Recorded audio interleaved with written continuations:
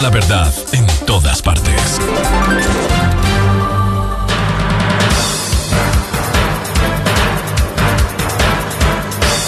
Son las 7 de la mañana con 25 minutos, estamos de vuelta, vamos a hacer el análisis del tema político electoral. Mientras los diferentes precandidatos de las diferentes organizaciones políticas tienen 10 días de plazo, hoy decurre el segundo, para aceptar las candidaturas, nosotros en cambio vamos a buscar la manera de seguir analizando este espectro que nos presentan las organizaciones políticas para ver si es el mejor, si son los mejores candidatos, cómo se obtienen estos candidatos, cuánta consistencia política e ideológica tienen sus candidatos, se corresponden estos candidatos a la militancia de un partido. Todos estos son temas de análisis que los vamos a poner sobre la mesa frente a Santiago Basabe en Quito, catedrático de Flaxo y articulista, y al doctor César Febres Cordero en la ciudad de Guayaquil, catedrático y articulista también, para hacer este análisis correspondiente. Bienvenidos Santiago y César, buenos días. Esta es la revista de Opinión Democracia, les saluda Freddy Paredes. Hola Freddy, buen día, un gusto estar contigo, conversar contigo, igual con César, un placer, y con la audiencia, por supuesto. Gracias, vamos a empezar con Santiago Basabe entonces, y vamos a analizar lo que él dice en su último artículo de opinión en el portal Primicias. Él sugiere que en estas elecciones previstas para 2025 arranca la disputa por un decisivo tercer lugar.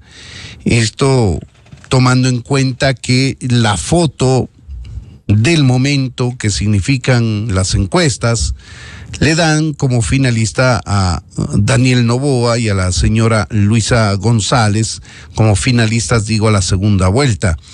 Hoy por hoy todo puede cambiar hasta el día de las elecciones, y luce importante quién llegue en tercer lugar. ¿Por qué, Santiago? Bienvenido nuevamente. Gracias, Freddy. A ver, porque por dos hechos fundamentales.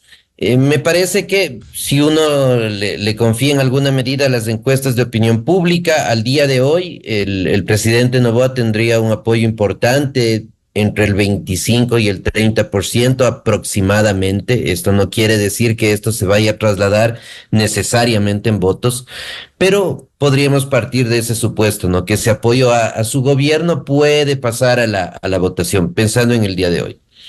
Y por otro lado tenemos el candidato, la candidata, en este caso de la Revolución Ciudadana, que si tomamos las elecciones últimas, que son muy recientes, las del 2023, tendría entre el 30 y el 35% de aceptación popular al día de hoy.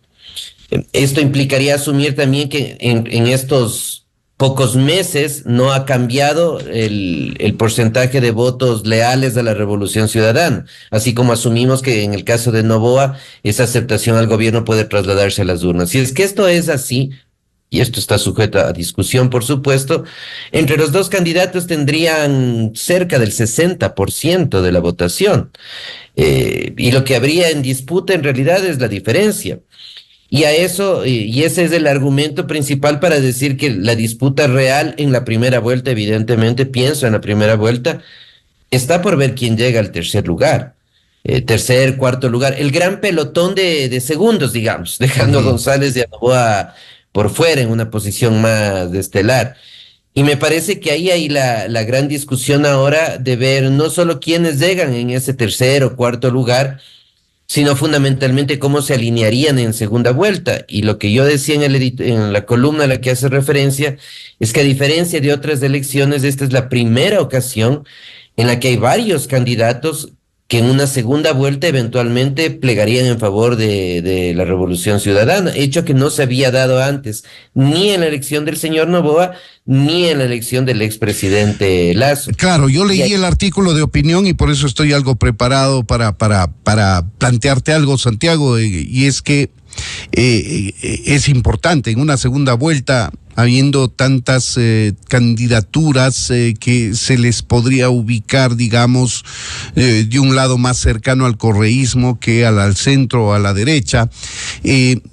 Ciertamente podría pasar el escenario que planteas, pero también hay que analizar el hecho de que esas mismas personas podrían eventualmente restarle votos a la candidatura del correísmo.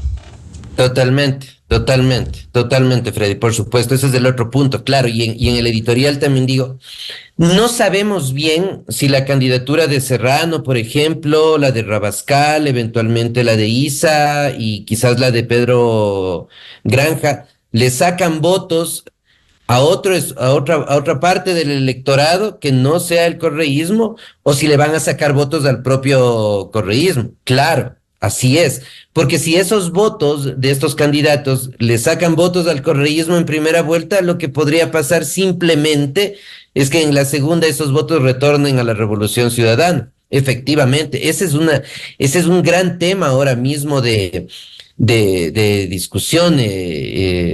Javier Rodríguez, un excelente analista que tenemos, que desafortunadamente para el país vive fuera, ya plantea algunos posibles escenarios respecto a este tema, pero eso se va a ir decantando precisamente a lo largo de esta primera vuelta.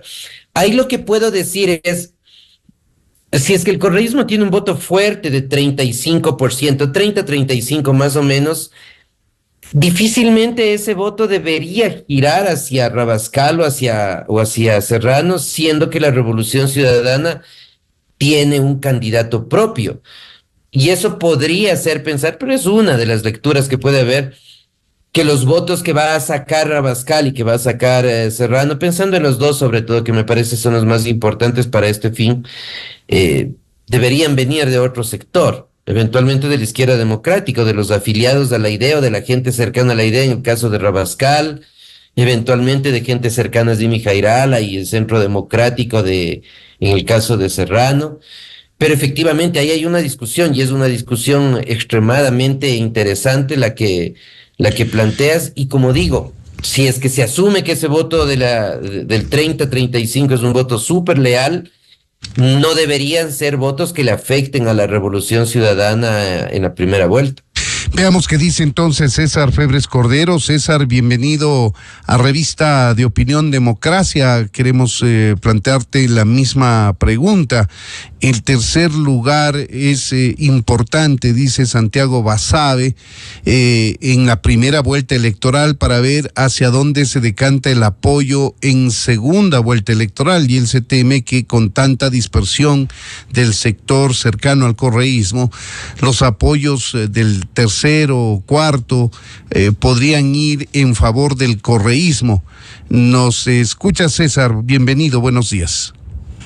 Buen día, la escucho perfectamente. Muchas gracias, estimado Freddy, por la invitación. Un placer compartir con Santiago este espacio. Me regala generosamente el título de doctor, que no lo soy todavía, pero siempre un gusto estar con ustedes.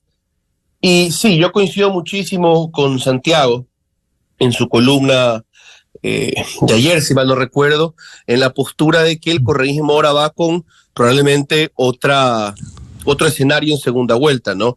No va a estar tan aislado como en el 2023 o en el 2021. Habrá posibles apoyos en segunda vuelta, que ¿qué podrían significar? No solamente una suma de votantes indecisos, posible voto blando correísta que se quede con ellos, sino también una imagen distinta del correísmo. El correísmo a veces siento que le ha ganado más el no correísmo que el anticorreísmo. Si vemos en mediciones de distintas encuestadoras, el anticorreísmo y el correísmo ambos generalmente no pasan del 20 y pico % de la población.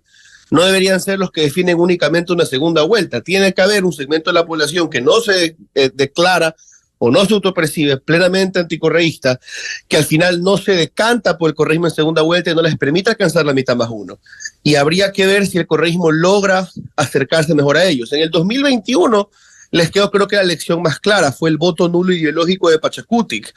Y el partido tuvo una cierta, ¿cómo se le dice aquí?, actitud orgánica, tanto así que cuando el presidente de la CONAIE, que tiene una relación bastante especial, la organización madre de Pachacutic, en ese momento el señor Vargas salió a apoyar a Arauz, se lo sacó de la CONAIE y hasta el propio Leonidas Issa plegó a el nulo ideológico en su momento, y eso puede ser uno de los factores, creo que también lo contempla Javier Rodríguez en sus análisis, de la derrota del correísmo en la segunda vuelta en esa ocasión. Pero asimismo también hay que pensar en dos cosas más, creo yo. La primera es, ¿servirá el pacto de no agresión que se han planteado y el acuerdo mínimo de agenda política entre los partidos de la izquierda? El endoso de votos nunca es exacto, ni en este país ni en otro. Y si pasan en el transcurso de la primera vuelta atacándose con fuerza entre los partidos de izquierda, puede ser más difícil de que los ayude que a última hora en segunda vuelta todos pidan el voto por el correísmo. Pensemos en Centro Democrático, cuyo candidato Pepe Serrano ya ha recibido ataques de Rafael Correa, aunque ahí creo que se les va a complicar un poco el llamarlo traidor, dado que ponen una figura que también ha sido acusada de traición, como Diego Borja, para binomio de Luisa González. De ahí yo creo también que deberíamos contemplar la posibilidad de que al correísmo, incluso sin pelea, se lo exponga a sus tensiones internas por la presencia de otros candidatos. Yo planteaba ya hace muchos meses, yo creo que el escenario ha cambiado bastante, a Rabascal y a Pedro Granja como un ejemplo. El correísmo siempre ha tenido una división entre conservadorismo y progresismo que ha sido más saliente cuando se ha hablado del aborto, de la eutanasia. Tienes a un Carlos Rabascal más papista que el Papa, que expone mucho su identidad cristiana en su discurso y que en su juventud fue social cristiano y luego de Sixto. Y por el otro lado tienes a un Pedro Granja más firmemente en la izquierda, más firmemente en el progresismo. Hay otros actores más en juego, yo creo que hasta más relevantes en este momento, pero estos otros candidatos, sin atacar al correísmo, pueden estirarlo por los extremos en esas diferencias internas que tienen, no resueltas, porque el líder supremo no permite resolver esas diferencias entre quienes están en favor y en contra de diversos temas en lo ambiental, en lo de género, en la mano dura para la seguridad, porque ellos dicen que están más a favor de los programas sociales, pero no todos tienen la misma opinión de cómo las fuerzas de seguridad deberían tratar esta crisis. Eso también puede jugar un rol importante en el comportamiento del voto de primera hacia segunda vuelta. Claro, solamente quiero aclarar que este análisis que estamos haciendo ahora, que hacen ustedes dos, Santiago Basabe y César Febres Cordero, se lo realiza sobre los aspirantes que han resultado del mal llamado proceso de democracia interna, que puede reducirse, que pueden haber alianzas, que se pueden transparentar las cercanías ideológicas si es que existieren y podrían reducir el número de propuestas de candidatos, digamos. Eso por un lado. Y por el otro lado, quisiera consultarle a Santiago Basabe si cree que esta elección va a seguir siendo marcada por el correísmo y anticorreísmo, o podría haber espacio más bien para un outsider, como sugiere Lolo Echeverría, por ejemplo, y que fue lo que pasó con Daniel Noboa en este periodo corto para completar el periodo de Guillermo Lasso, que accedió a la presidencia. Yo creo que siempre es posible en el país la posibilidad de un outsider. Pero nuevamente, partiendo de lo que habíamos discutido al inicio, ¿no? Asumamos que el 30-35 de la Revolución Ciudadana se mantiene firme. Que yo veo pocos espacios para dudar de eso, para pensar que en tan poco tiempo entre la elección de fines del año anterior, claro, del 23 y ahora, ese porcentaje haya disminuido. No ha pasado nada extraordinario, me parece, en la Revolución Ciudadana o de la Revolución Ciudadana respecto a la vida política para pensar que ese porcentaje haya bajado. Yo creo que eso se va a mantener. Y si es que esto es así, para que la posibilidad de un tercero pueda surgir con fuerza importante para llegar a segunda vuelta, lo que restaría es que tal vez Noboa sea el que descienda drásticamente y esos votos sean aprovechados por este tercero. Esa podría ser una opción más plausible.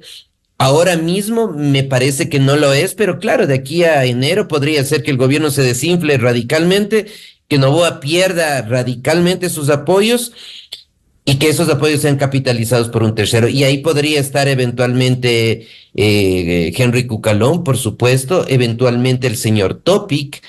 Creo que con una mayor distancia el candidato social cristiano, precandidato Henry Kronfle. Esa podría ser una opción, efectivamente, que mucha gente se decante al final por Cucalón o Topic, eventualmente Kronfle, en lugar de Noboa. Y tengamos ahí una segunda vuelta con un candidato distinto al presidente al actual presidente de la República. No creo que sea algo tan viable, no digo que sea imposible, pero me cuesta creer que el presidente vaya a descender drásticamente en su intención de voto si se toma en cuenta lo que ha pasado históricamente en estos 6, 7 meses, que evidentemente ha bajado su aceptación, no tanto, pero sí ha bajado, y asumiendo además que tiene el gran músculo electoral que no debería ser, pero es en el país, que es estar en el gobierno, ¿no? Y tener la capacidad de trasladar su mensaje con mayor facilidad que los otros candidatos, utilizar recursos del Estado directa o indirectamente y toda la maquinaria estatal. Entonces, cerrando, ¿es posible una tercera opción, alguno de estos tres, me parece, o eventualmente alguno de los otros que están en disputa, pero creo que estos tres es los más claros? Pero creo que eso será difícil e implicará sobre todo una reducción de votos, no creo que de la Revolución Ciudadana, sí del presidente Noboa. Habrá que ver la estrategia que aplican cada uno de los candidatos, eso va a influir mucho. Para seguir con el análisis que plantea Santiago Basabe, César, quisiera consultarle si usted ve más puntos que pueda ganar el presidente Daniel Noboa hasta enero del próximo año, o si ve por el contrario la posibilidad de un desgaste mayor, si se toma en cuenta la crisis eléctrica, por ejemplo, si no se logra solucionar este tema, si se toma en cuenta el enorme déficit fiscal que está en camino de cubrirlo, pero y si no se cubre, y Dios no quiera alguna catástrofe natural, alguna cosa que pueda jugar no necesariamente a favor, sino en contra del presidente Daniel Noboa. ¿Cómo mira usted este trayecto que tiene Daniel Noboa hasta enero respecto de eventual apoyos mayores a los que ya tiene o un descenso de su popularidad? Bueno, considero que habría que empezar por una comparación ahí. Estoy de acuerdo con Santiago de que el correísmo tiene un voto duro a primera vista que no se ha movido mucho estos años. Luisa González y Andrés Arauz terminaron no muy lejos, no tan lejos del uno del otro. Hubo alguna variación entre la comparación del voto para la asamblea del correísmo y el voto en las presidenciales, pero estuvieron en porcentajes parecidos al final. Y eso que en la última campaña tuvimos eventos extraordinarios y trágicos, por supuesto, como la muerte del alcalde de Manta y el asesinato también del candidato Fernando Villavicencio, y que los correístas dicen que si no hubiera sido por eso, hubieran llegado en primera vuelta con una victoria directa. No es seguro, pero lo pueden pensar, las cifras sin duda se movieron bastante después de esos dos sucesos. Sin embargo, yo creo que la posibilidad de debería estudiarse por parte de las encuestadoras, más a fondo, cómo se va segmentando el voto del correísmo, si es que dentro de ese voto duro el 30 y pico hay un voto blando que depende de clase, de edad o más que nada de región, que parece el factor más importante en las últimas elecciones en este país. Sin embargo, concuerdo que en general algo duro ahí. Y por el lado de Daniel Noboa, no, el voto de Daniel Noboa yo no creo que todavía sea el noboísmo como su movimiento, él mismo lo caracteriza. Es un voto que le ha llegado a él por la fuerza de las circunstancias, después del primer debate, en los primeros meses, los sucesos de principios de enero, esta guerra interna, pero así como lo adquirió con rapidez, lo puede perder, creo yo, todavía con rapidez. Y ahí, partiendo de eso, puedo decir, sí, la crisis energética que parece que va a regresar. Veamos cómo uno de sus mejores ministros, como lo es hasta ahora el doctor Luque Núquez, que ha sido reemplazado por el ministro González en Energía, no han podido dar una solución al tema del tema energético, justamente, y estamos a más de 600 megavatios de lo que deberíamos tener para tapar los problemas del estiaje, según pronostican los expertos en el área, pero ya han pasado meses. Han atrasado un montón de tiempo dar una solución al campo Amistad, porque han estado pensando en la posibilidad de importación a Termogas Machala y no tienen realmente la facilidad de importar gas hacia allá, logísticamente. Entonces, claro, quizás esos puntos finos no calen en todos los segmentos del votante, pero la realidad es que va a haber apagones otra vez, podría hacerle muchísimo daño. Y no va a encontrar el gobierno fáciles explicaciones. Ahí entran los detalles del área técnica. Cuando el gobierno quiera salir a explicar, si vuelve a hablar de sabotaje o algo así, van a tener a un montón de talking heads, como queramos decirles, expertos, analistas, en la televisión, en las radios, diciéndole al gobierno no es tan así, y eso podría debilitar su intento de explicarse. Ahora, no solamente eso, en la seguridad, una y otra vez dan cifras equivocadas que se las chequean, pero más allá de eso, el sentir popular sigue poniendo de manera importante a la inseguridad como una problemática nacional. Todos vivimos en el mismo país, creo que todos vemos la situación en la que seguimos. Yo conozco bien la situación de la provincia del Oro, es masacre tras masacre, nada ha cambiado. En Guayaquil, donde yo vivo, es lo mismo. En Durán han ingresado y sin embargo todavía autoridades de gobierno de medio rango tienen que pedir permiso para subir a los cerros. Y lo que han hecho en Manta y lo que han hecho en otras partes del país es una reducción de, siempre dicen, el 15, el 20% alrededor de eso en muertes violentas, pero no pueden hablar de las cifras de extorsión, de secuestros, que son muchas veces lo que más hace sufrir a la gente, al trabajador ecuatoriano, es porque van relacionadas a la vacunación. Entonces, sí, yo creo que por esos frentes puede haber muchos problemas que este gobierno no deberíamos esperar, y termino con esto la idea, no deberíamos esperar que los haya resuelto todos en tan pocos meses, sería irreal, sería injusto, pero tampoco nos han dado señales claras de un plan, el famoso plan Félix. El plan Fénix, como el anterior gobierno presentó uno que no era más que una carpetita, que no sabemos su contenido, este también se ha quedado en el aire. Por no darnos un plan, por no construir un camino hacia el futuro, sí les va a costar darle explicaciones a la gente ya en el periodo de campaña. ¿Qué le puede afectar entonces al correísmo, al binomio correísta, que no sabemos si va a quedar con Luisa González y Diego Borja? Seguramente Luisa González sí. Hay muchas dudas por si se mantiene Diego Borja como el candidato oficial de la Revolución Ciudadana o no. Digo, ¿qué le podría afectar, Santiago, al correísmo como para que pueda perder adeptos o reducir ese porcentaje de voto duro que ha venido evidenciando en las últimas elecciones? Yo creo que es poco lo que le puede afectar ahora mismo al correísmo. César ha planteado bien ya el escenario respecto al gobierno y al presidente. Yo creo que es muy poco, quizás más bien lo que podría llegar incluso a apuntalar un poco más la candidatura del correísmo es que el precandidato vicepresidencial finalmente se ha cambiado luego de llegar a algún acuerdo con otro sector político, ¿no? Yo tengo la impresión que por ahí va a ir la estrategia de la Revolución Ciudadana.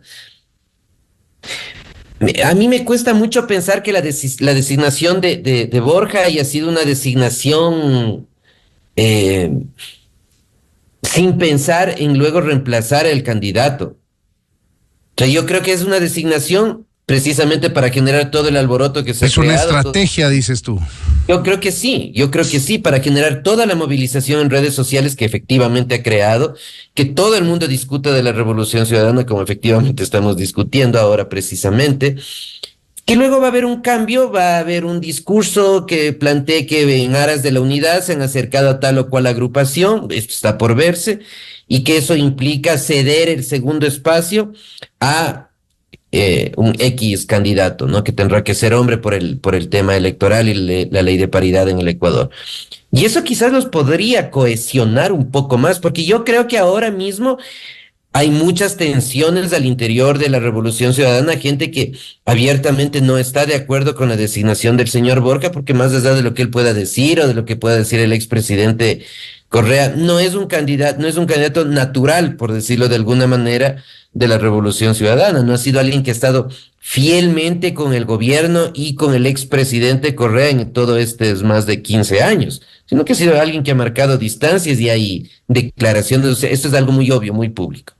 Entonces, quizás eso podría capturar un porcentaje de votos que ahora eventualmente, todas son conjeturas, eventualmente por la candidatura vicepresidencial podrían empezar a pensar en la opción de Rabascal o de José Serrano. Pero bueno, para eso habrá que esperar hasta fines de este mes, donde se pueden plantear las alianzas, que yo creo, como tú decías, Freddy, hace unos minutos, yo creo que efectivamente algunas se van a dar, ¿no? O sea, el movimiento Pachacuti, eventualmente con Unidad Popular, por ejemplo, creo que es una alianza que podría estar O con el cercana. Partido Socialista también, quizá. O eventualmente con Pedro Granja, que ha dicho que está abierto a las alianzas, aunque él ha marcado distancia con la Revolución Ciudadana, efectivamente, o con el Partido Socialista, o alguno de estos candidatos de último momento que puedan juntarse entre sí, conocer el partido por el que van, porque no lo conocen, así es nuestra política, y tener un candidato único, quizás eso es más difícil. Pero en principio yo no veo nada que pueda pasar en el corto plazo, y el corto plazo es lo que queda de agosto a diciembre, a noviembre, porque en realidad diciembre es un mes que para estos temas está perdido. Así es. Algo que pueda desencadenar en contra de la Revolución Ciudadana de forma importante, salvo un hecho extremadamente excepcional que por el momento al menos yo no lo diviso. César, ¿quién podría ser ese tercer lugar, ese cuarto lugar, o para ponerlo en términos deportivos, como también lo utilizó Santiago en su artículo, el segundo pelotón? ¿Quién encabezaría que eventualmente pueda ser el ungido, la ungida? ¿Quién sabe? Hay dos mujeres que encabezan los binomios que hasta ahora se han presentado como precandidatos, y entonces pueda subir o pasar a una segunda vuelta cuando Daniel Noboa pierda votos, o si por el contrario lo pierde la Revolución Ciudadana. Bueno, creo que no está de más decir que aún es temprano, faltarán sí, las por supuesto. instituciones, las alianzas, la papeleta seguirá cambiando. Hace unas semanas y hace unos meses citaba yo, por ejemplo, papeletas que simuladas, pero siempre decía mucho va a cambiar y volverán a estas casi que inútiles para análisis. Pero reconociendo ese escenario cambiante, yo creo que hay dos elementos importantes que están en juego. Primero, ese segundo pelotón sufre de algo aquí, que tenemos un presidente todavía con determinada fortaleza. Hay muchos dentro de el empresariado con tendencias políticas, los que donan a las campañas, que lo dan a Noboa por ganado todavía. Pero si las encuestas de aquí a diciembre siguen cambiando, si él se sigue enfriando, se puede romper esa burbuja y podríamos ver que empiecen a apostarle a otros caballos, para hacer una comparación de un símil deportivo distinto, e impulsar sus campañas, porque se puede ganar una campaña con menos dinero, pero no se puede ganar una campaña sin fondos para moverse por el país. Y al menos hasta hace unas semanas esa era la realidad entre el segundo pelotón. No tenían dónde caerse muertos. Esta campaña, comparada a años pasados, no han tenido demasiados fondos. Eso podría cambiar si es que Noboa continúa debilitándose las encuestas y no lo ven como un desperdicio apoyar a otros candidatos. Primer elemento que podría sobre la mesa. El segundo elemento es ¿qué pasaría si, lo que contemplaban en el análisis justo antes, Diego Borges es reemplazado y van con otro candidato? Eso podría mover bastante el escenario del segundo pelotón desde la izquierda ecuatoriana. ¿Qué pasa si, yo lo veo realmente difícil que vayan con Eduardo Sánchez o con Carlos Rabascal, aunque nada es imposible, quizá con el mismo Pepe Serrano podría ser una posibilidad? ¿Cómo cambiaría eso el escenario? ¿Debilitaría las alternativas de izquierda que de verdad formen un frente amplio? Porque hasta ahora ponerlo a Diego Borja no ha construido la idea de un verdadero frente amplio, un correísmo que vuelva a absorber a las disidencias, ¿no? Porque por más de que Borja sí ha dicho que él lo ve así, que es evidencia de la tolerancia del líder y de que el correísmo ha cambiado, el líder histórico ya se valió de Twitter para desmontar esa idea, diciendo, ¿no? Preguntándose retóricamente, ¿estoy de acuerdo con lo que hizo Diego Borja cuando salió de mi gobierno? Por supuesto que no. ¿Tuvo razón en sus críticas? El tiempo demostró que no. ¿Alguien institucionalista podría apoyar una barbaridad como el 7 veces sí? Claro que no. Entonces, se ha unido para someterse, no para integrar una alianza o ampliar los horizontes del correísmo. Y por la derecha, habría que ver, ¿no? Henry Cucalón se va a enfrentar a un problema parecido al de Fernando Villavicencio, en tanto que se alía a una vieja rival política como María Paula Romo. En el caso de Villavicencio, su carisma, su fuerza, sus credenciales de luchador anticorrupción le ayudaron un poquito a salirse de eso. Algunos le fueron ayudando, recordando la frase de él, de que él tenía que hundirse al lodo para combatir en la política. Vamos a ver si Henry Cucalón va a tener un discurso igual de convincente que lo ayude a despuntar cuando le saquen en cara nuevamente cómo él dirigió en su momento los ataques y las interpelaciones contra María Paula Romo en la Asamblea Nacional. Andrea González Nader tendrá que explicar por qué la alianza, siendo ella parte de la nueva política, por qué la alianza con un partido tan viejo como Sociedad Patriótica. Y así yo voy identificando ya algunos problemas que ellos podrían tener. Jan Topic a última hora va con Suma. Y quisiera recordar cómo se especulaba en un momento que podía hacer una alianza Suma-Avanza. Avanza terminó apoyando Tillería, pero Tillería decía que iba con el Movimiento Amigo, pero el Movimiento Amigo va con un señor Cueva que va con Cristina Reyes. Recién se ha decidido todo esto a última hora y yo creo que habría que esperar a unas semanas más para ver cuáles de estas candidaturas con seriedad se asientan en el terreno, se paran firme en el tablero, ponen su pica en Flandes.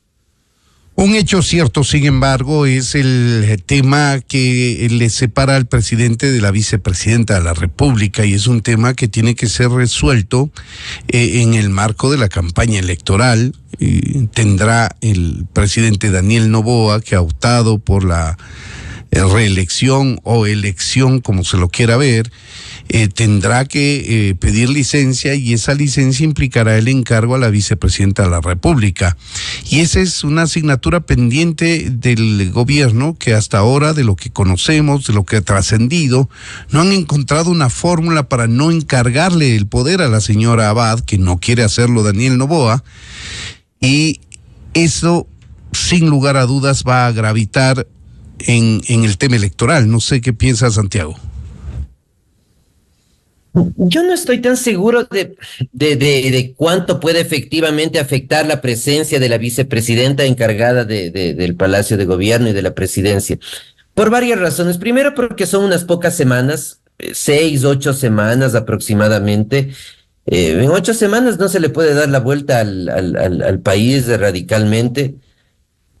Y quizás si la vicepresidenta intentaría dar la vuelta a lo que ha hecho el presidente Noboa, lo positivo o lo negativo, quizás esto termina beneficiando más bien a la candidatura de Noboa, ¿no? Porque Noboa podría posicionarse como una víctima de lo que ha hecho su segunda mandataria.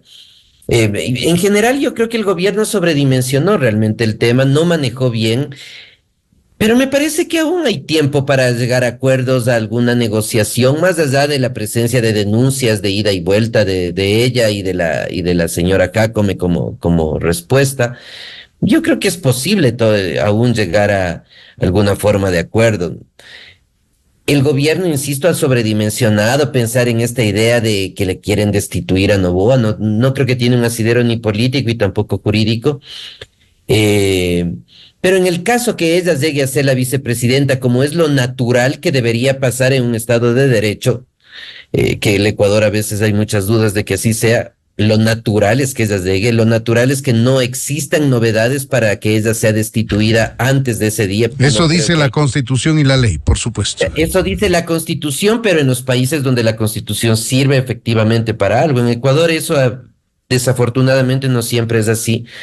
Pero si es que ella llega a posesionarse, como insisto, ojalá sea así, no por un afecto o desafecto con el gobierno, sino porque así es como dispone la Constitución. Yo no creo que eso pueda ser un factor muy determinante, que pueda variar radicalmente la popularidad del presidente Noboa. E insisto, por el contrario, quizás alguna decisión orientada a perjudicar a Noboa pueda terminar siendo utilizada por el propio Noboa a su favor. Pero en todo caso hay que esperar cómo se resuelve este conflicto. Hay una serie de episodios que van dándose de lado y lado. El tiempo sigue corriendo, ya no falta mucho para el encargo que tiene que hacer el presidente de la República, porque en eso sí me parece que no debería haber espacio para mucha discusión, ¿no? Tiene que encargar el poder, o sea, no hay mucha vuelta, no es posible ejercer la presidencia por horas, como alguien sugería en algún momento. Y ahí habrá que ver la actitud que efectivamente asuma la señora Abad en el caso de llegar a la presidencia. ¿Qué opina César Febres Cordero? ¿Será gravitante este tema? ¿Influirá en las preferencias electorales, en la popularidad del presidente? ¿O por el contrario, como dice Santiago, se ha sobredimensionado y no pasa nada? Y más bien si la vicepresidenta Abad en el ejercicio de la presidencia toma decisiones en sentido contrario a las que ha tomado Daniel Noboa, este segundo como candidato puede sentirse víctima y en esa condición ganar réditos electorales. Yo considero y coincido con Santiago que aunque no puede hacer mucho la vicepresidenta en la presidencia encargada, sí puede distraer, y por eso yo no lo vería como el daño electoral directo que Verónica Abad le podría hacer al gobierno, incluso podría ayudar a justificar la victimización del gobierno tan paranoico ya como el anterior, que veía en todos lados pactos, enemigos y narcopolítica, pero a todos los niveles, y en cada una de las instancias donde algo le sale mal o alguien se le opone. Yo creo que el problema iría por lo indirecto, distraer al gobierno. Ya el gobierno está preocupado y operando en el TCE, en el CNE, todo con mira sobre la vicepresidenta de la República. En su momento tuvo un intento fallido en la Asamblea que los distrajo también por un tiempo importante. En los comunicados del presidente mezcla Abad con un montón de otros políticos, algunos presos. Todo habla de conspiraciones. Yo hablo de la distracción de los recursos del gobierno, de las mentes del gobierno, de la operación política del gobierno en un tiempo de precampaña que se convertirá, cuando ella, si es que lo hace, asume el encargo de la presidencia, en tiempo de campaña. Esa distracción le podría presentar una desventaja al gobierno, que naturalmente debería tener una ventaja por estar instalada en el Estado, y ya sabemos que aunque haya todas las leyes del mundo, los políticos siempre aprovechan que están dentro del Estado para mover esa maquinaria para ganar en las elecciones. Pues bien, me queda un par de minutos nada más para una reflexión final, así que Santiago, te pido que me ayudes a administrar el tiempo, este minuto de una reflexión final tuya respecto de la coyuntura electoral, y lo propio un minuto para que cierre César Febres Cordero con su reflexión final. Bueno, yo creo que el escenario electoral como se plantea ahora es muy similar a los anteriores, y más allá de que haya muchos candidatos, de que haya la dispersión, todo lo que medianamente la audiencia ya conoce, lo más grave es que se sigue deteriorando la confianza de la gente, no solo en los políticos, sino en la democracia, y eso sí es grave, eso sí es grave. Y sin justificar la actitud ciudadana, es comprensible, es plenamente comprensible. Si te presentan un proceso de primaria supuestamente para elegir a los candidatos y 3, 4 semanas antes ya te dijeron quiénes son los candidatos, eso es burlarse de la gente. Si un candidato aparece hoy con un partido y mañana con otro, eso es una forma de burlarse de la gente. Y yo creo que mientras el sistema de partidos, sobre todo, no se reforme, esto va a seguir en picada, el deterioro de la política va a ser mayor, y sobre todo, esta renuencia a creer en que la democracia es la mejor forma de gobierno y de administrar del régimen político puede generarnos problemas en el corto plazo. Claro que sí, ese es el tema de fondo, digamos, que no lo hemos analizado a esa profundidad, por dar paso más bien a la coyuntura. Vamos a ver qué nos dice César Febres Cordero. Bueno, quisiera empezar este último minuto dando las gracias por la entrevista, saludando nuevamente a usted, Freddy, a usted, Santiago, y pues coincido totalmente con Santiago en que esto es una burla, una clara burla, el proceso de democracia interna, pero también habría que pensar cuántos ciudadanos nunca han tenido interés en estos procesos democráticos, o cuántos hace mucho tiempo lo dejaron de tener. Tenemos que encontrar la forma de, a los distintos sectores de la sociedad, a la ciudadanía votante, a las élites económicas y sociales que deberían integrar un poco las élites partidistas orgánicas, a involucrarse en la política, a creer que construir un proyecto de partido representativo y con verdadera democracia interna sirve de algo. Creo que tenemos esa brecha importante en nuestra cultura que debemos ir cerrando, ¿no? Y no solamente viene por la educación, yo también creo que viene por la vida social, y habría que explorar por qué en las facultades, que lo mencionaba mucho en su análisis en el pasado Santiago, por qué en los clubes deportivos o barriales, porque en cualquier tipo de asociación civil la trampa es muy parecida a la trampa de los partidos. ¿Qué pasa en la sociedad ecuatoriana que no tiene vocación democrática o interés democrático todavía?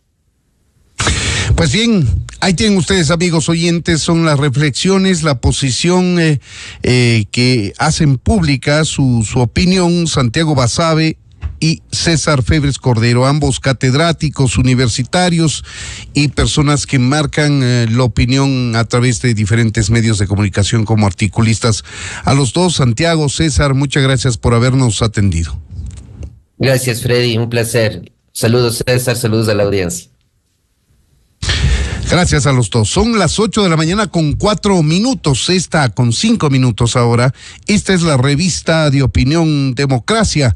Vamos a hacer una breve pausa y enseguida volvemos para el análisis de temas del sistema judicial, este convulsionado sistema de justicia.